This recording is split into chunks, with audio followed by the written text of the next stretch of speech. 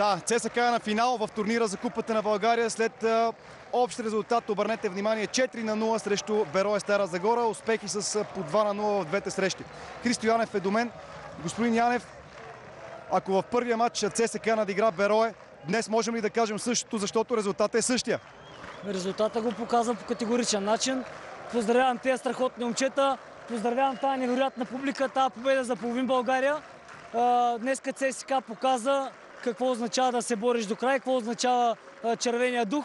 Аз съм горд с тези момчета, това мога да кажа. Както и в първия матч успяхте да стигнете до ранен гол, такава ли беше концепцията ви за водене на матча? Концепцията беше да победим и двата матча, защото сме ЦСКА, защото сме марка и защото трябва да доказваме място постоянно. Предполагам, че се играе страхотно пред такава публика.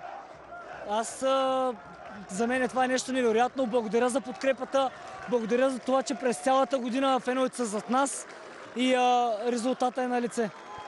Извървяхте много дълъг и трънлив път, за да стигнете до финал за купата, но трябва да кажем, че се преборихте, за да сте на това място и да играете този матч. Каква е тайната за изграждането на един силен и сплотен колектив? Без групички, без интриги. Работа на отбора е просто похвална. Момчета са страхотни като личности. Ако така продължават, много от тях ще играят голям футбол. Коментатора на матча Виктор Врачев отличи Йордан Йорданов, който днес има рожден ден, нека му го честитим. На мен ми се понрави Борис Галчев. Бихте ли отличил някой от футболистите? Поздравявам всички, които са на стадиона, всички, които ни подкрепяха, всички, които изживяха с нас всеки труден момент, който имахме през годината. Литекс или Монтана, кой предпочитате за съперник на финала? Нямам никакви предпочитания, не съм в позиция да предпочитам каквото и да било. Ако ЦСКА се подвизаваше в А група, на кое място щеше да бъде? Труден въпрос, няма как да ви отговоря, трябва да бъдем реалисти. Нивото в А група е високо, надявам се до година ние да сме там и да видим къде не е мястото. И последен въпрос, ако трябва да сте честен, предполагахте ли, че ЦСКА ще стигне по толкова убедителен начин до финала?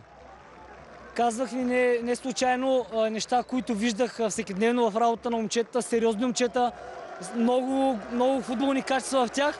Резултатът е на лице. Поздравявам ги, горд съм с тях. Благодаря ви.